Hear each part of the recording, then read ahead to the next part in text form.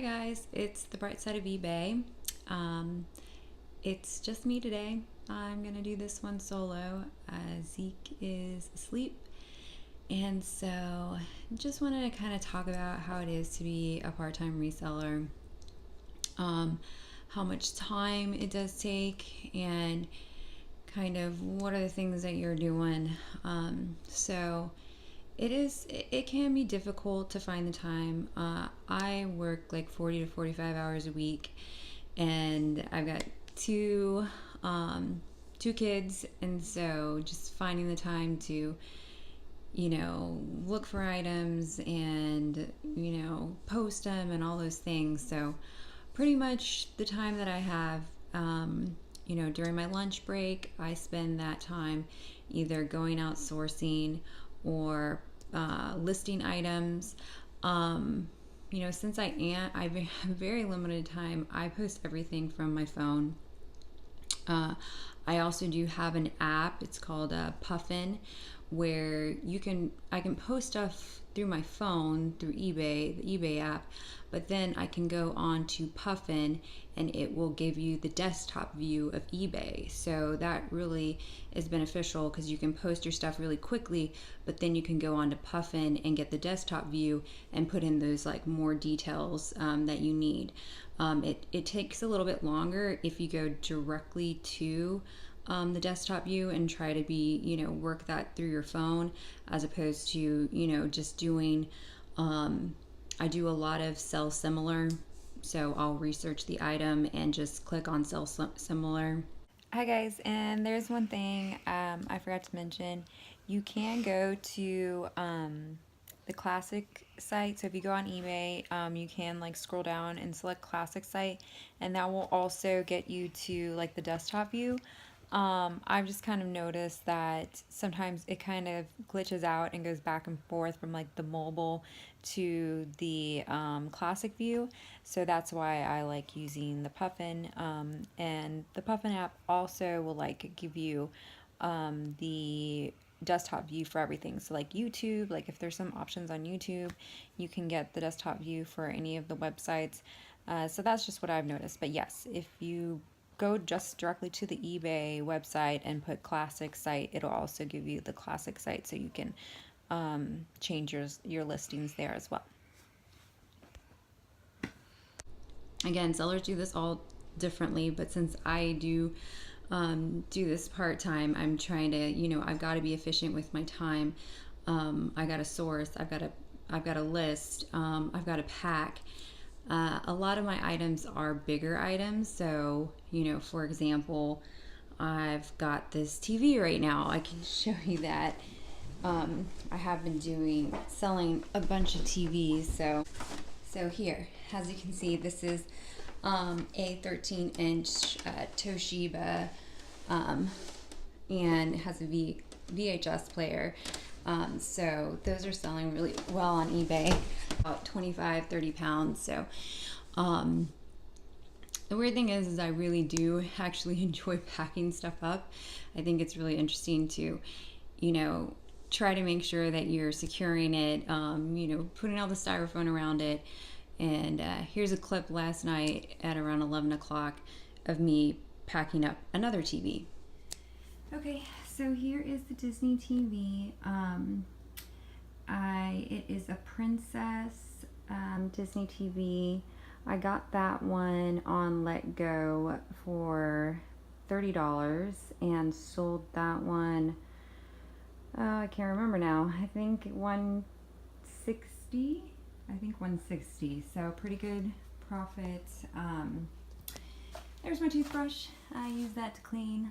Always cleaning my items before I ship them off. So I'm gonna have to ship this in 2 different boxes because it's got the VHS DVD player, and I don't have a box that's gonna fit everything, so I'm gonna split it up, and I think it'll be safer that way as well. And then I've got some packing supplies, all my styrofoam, box resizer if I need to resize anything. And definitely, if you're selling TVs, make sure that you've got lots of styrofoam. So luckily, where I work at is an office, building, and they had a ton of this styrofoam in the elevator shaft hallway. So it was pretty cool. I got all that styrofoam today, so I was super excited about it when I saw the styrofoam. I think people thought I was a little crazy, but I get excited now about silly things like styrofoam. So yeah, so the Disney TVs, those sell pretty well. Definitely this one has a DVD and a VHS, and all the remotes. Obviously, if you've got the remotes, that right there always adds about $20 to your listing, because remotes are expensive. And here is my beautiful box that I am getting together, reinforcing the bottom. This one I got at the U-Haul. Again, you can get cheap boxes at U-Haul, and they all say on them, where do they say it? Okay for shipping. You can't see it because I've got it covered, but okay for shipping. So if you're looking for cheap boxes and you can't find them, although boxes are everywhere, but if you can't find them, you got to go buy some. Go to U-Haul. That's very cheap boxes, or just ask your friends around and see if you can find some.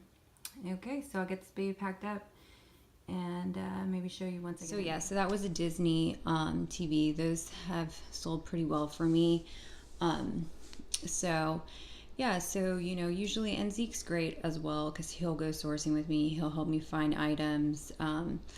He'll help me pack up stuff. So he's definitely a great kid, and daughter as well, Evelyn. She comes sourcing with me and does all that stuff. So I would say to anybody who wants to start part-time reselling on eBay, they really do need to kind of figure out how much time and how willing they are to dedicate it, and like to look at the whole process. So if you love sourcing and you love going to thrift stores, that's great. But you have to remember, it's not just about that. You have the research, you have the finding the item, you have listing the item, you have constantly looking at the market to see, oh, you know what, I need to lower this price, or this price needs to change based on what's going on.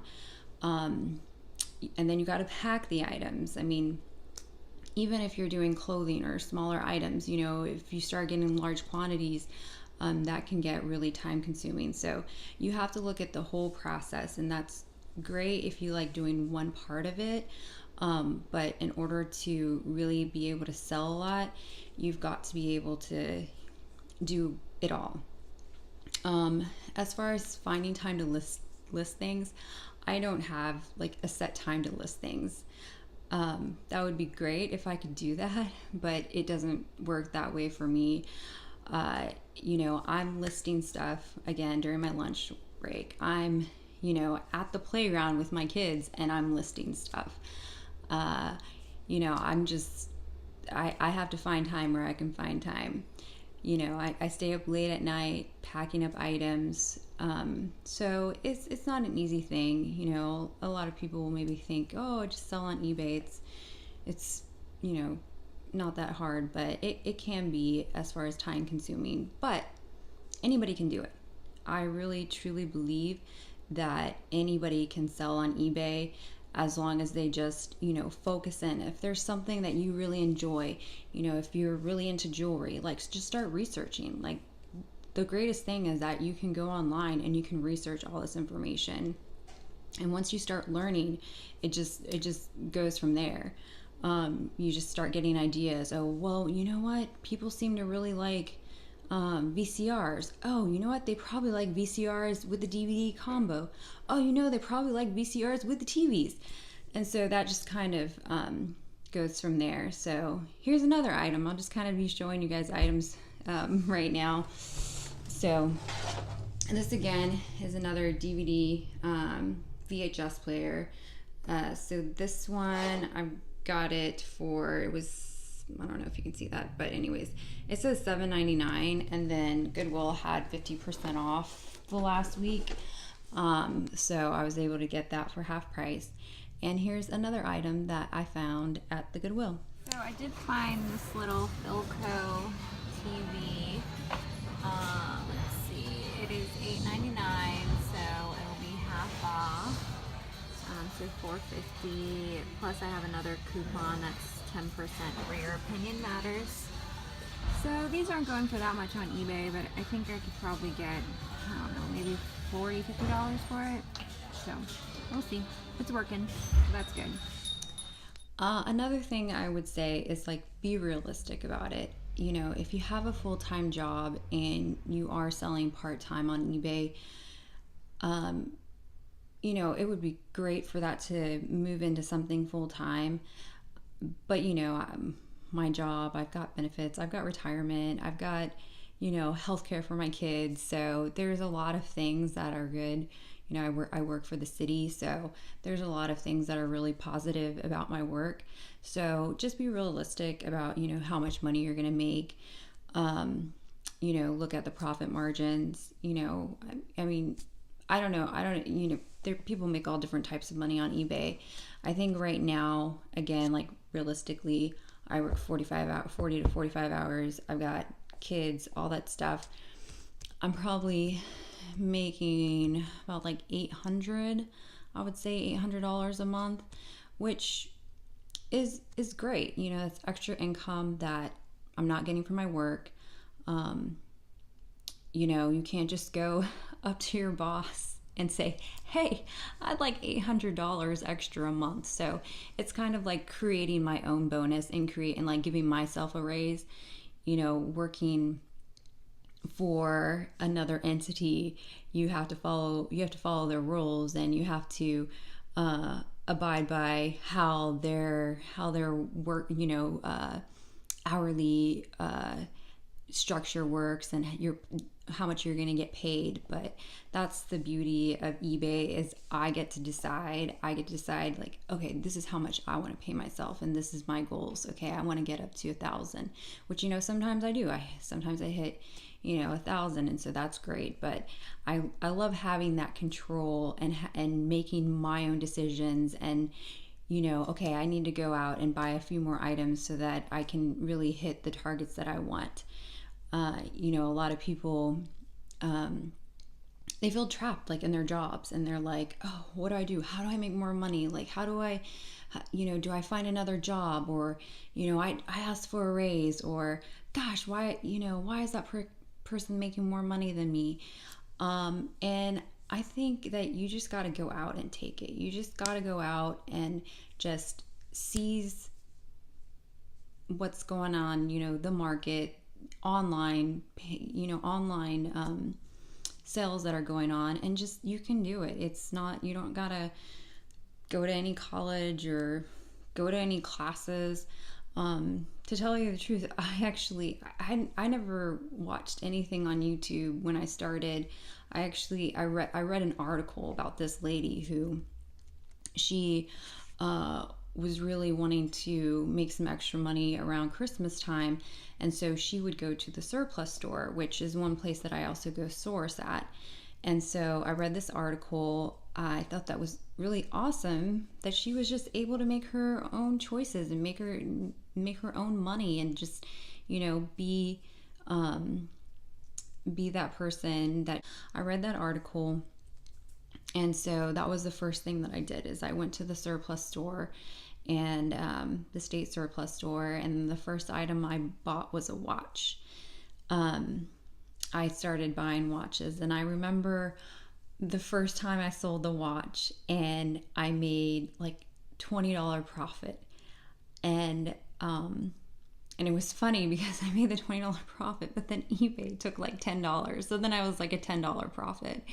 But I was so excited. I was just like, this is the greatest thing ever. Oh my gosh, I bought this watch for, you know, $15, and I sold it, and I made a $20 profit. And I didn't know anything about eBay. I didn't even know that they were going to take the 10%. I don't know what I was thinking. Like as if they weren't going to take a percentage, but nobody had ever told me how to work eBay, or, you know, all the different rules. I just started, you know, listing stuff, and then it's like, oh, we take a percentage of it, and I'm like, what? You're taking my money? that probably sounds so ridiculous that I didn't know that, but I really hadn't read anything. You know, that was the only article that I had ever read about it. And she was a local lady here in Austin just trying to make extra money during Christmas time. So that's how I started. I started buying watches, and gradually moved to different things. I never really felt like clothing was something that pulled me. I have started listing more clothing just because, like I said, I had a friend she worked for a wealthy lady and she gave her a bunch of clothes. And so I've been giving the lady a cut, and she's been, she gives me 70% and I give her 30. I don't even really know what she's doing with that money, just buying lunch or something. So I have gone into clothes, but then I started getting into more vintage items. So I guess the first big vintage item or old school item that I bought was a guitar. It was an awesome guitar. I won it at the auction, at the Goodwill auction. I was so excited. I ended up selling that and made like, I don't know, 50, $60 profit. So excited. And so then I started buying guitars. Did that for a while, and then, all of a sudden the auction stopped having having guitars in the auction. And then, I was looking on other places, and for some reason I couldn't find any good deals. So again, that was another suggestion. Like, sometimes you narrow in on a certain item and you're like, wow, I got it, that's it, all I'm gonna do is sell guitars and that's where I'm at. And then, life takes you a different way, and now I'm selling. I haven't been selling guitars in a while because I couldn't seem to find some good deals on it. So now I'm selling electronics, a lot of electronics, a lot of different types of stuff as well. I've got, I majored in art, so I love art. I sold that vintage poster just last time, and that one, we got it for $90, sold it for $649. So that was a great profit, but I do miss that poster. I shipped that off a couple days ago, which was another story. You just learn as you go. So I've never sold a poster before on eBay. That was the first time. So I had a canister, I had one of those poster canisters for mailing. I put it in the canister. I put the label on there, and I look on eBay like a couple days later, and I'm like, why hasn't it, where's the tracking? Oh my gosh, like, did they lose my package? Because I had walked into the post office, and since it didn't fit, in the normal bin where you just like slide the stuff in, I put it on the counter. And like, you always like look at the girl or look at the guy who's there at the counter. You're like, hey, I'm leaving this here, and they like kind of know that, okay, yes, because that's the only place you can leave it. So I left it there, so it didn't get checked in right away. And so I leave, and like I said, a couple days later I go back, and the tracking's not there, and I'm freaking out. I'm like, oh my gosh. I go to bed and I'm just like, what is going on? Like, this can't be happening. Where is this package? So I go to the post office the next day, and I'm like, hey, I dropped this poster off a couple days ago, and the tracking's still not there. Like, I don't understand what's going on. And so the post guy goes, well, how did you put the label on there? And I'm like, I don't know, just regularly put the label on, just wrap it around. And he was really nice, and he was like, ma'am, I'm sorry, but if you have to put the label on so that they can scan it. So, again, maybe this is so logical to anybody else, but wasn't going through my head. In order for them to scan it, you've got to do it, vertical towards the shape of the actual poster. You can't wrap it around. If you wrap it around, how are they gonna scan it? Duh. Okay, it just didn't enter my mind. So in those cases, they enter it in manually. So that's a tip. If you start selling posters, just remember to put the label on correctly, or you will get no tracking, and you might end up thinking, oh wow, my stuff got stolen, or who knows where it is. So luckily I felt much better. The item got to where it was supposed to go, so that was great. I would say, what would be another tip? Again, there's all different types of items out there that you can sell. It's great if you focus in on one niche, but just remember, like, if for some reason that's not going well, if you're, selling, I don't know, anything, doll houses or something, and then all of a sudden, nobody else is buying doll houses, like, it's okay. There are tons of items that you can sell out there. There's a demand, and you just need to study the demand. Like, what is the demand? What do people really buying? What are, these interesting items that people are buying for large amounts of money and that you can get for a cheap amount of money? Whether you're going to garage sales, garage sales really aren't my favorite. I get really frustrated when I go to garage sales because I feel like I go to like 10 garage sales and like I find like a couple items, which is great. So here's an item that I found at a garage sale, which it was an art sculpture of like I said, it was this Native American, and he had this, or a woman, and there was a little baby on her back. And again, artwork is kind of weird. Sometimes you can get good money for it, but you never know. So I got that one at the garage sale for $15. We had listed it for like $2,000, like some crazy price, because the guy's art, Bill Henderson was his name. The guy's art actually goes for thousands of dollars, but I don't know. You're on eBay. If you go into a gallery setting, or that's, you're looking for Native American art and you've got lots of money to blow, maybe that's where you're spending thousands of dollars. But apparently those people aren't coming onto eBay. So I ended up selling that one for $100, which is great. That was a great profit. Obviously not $1,000, $2,000. So you never know. Artwork's kind of iffy. I've got a piece of artwork here right now that I just recently got, which I think is really cool. Again, I've got it listed kind of high, but it's pretty unique. So maybe somebody out there will think it's really cool and want to buy it. So this is what I got. It is a handmade birdhouse, and all handmade wood and tin. It's got the little doors right here, the little birds to go in and hang out. I don't even know if it was really ever used or not, or somebody just kind of created it, but this kind of stuff I really like. I pick up. I've been able to sell all of the artwork that I have. I don't think I have any artwork, maybe some like really little items that didn't sell, but most of the artwork that I have bought have sold. So this is kind of like folk art and all handmade. I've got it listed right now for $119, and I got it for like $14 or something like that, I think. So we'll see. I think I have a $119 or a best offer. And so we'll see if somebody finds this as interesting as I do. One of a kind, can't find just anywhere. And that's another thing. I play around with what I think. Sometimes some stuff I have fixed, and then some stuff I put best offer.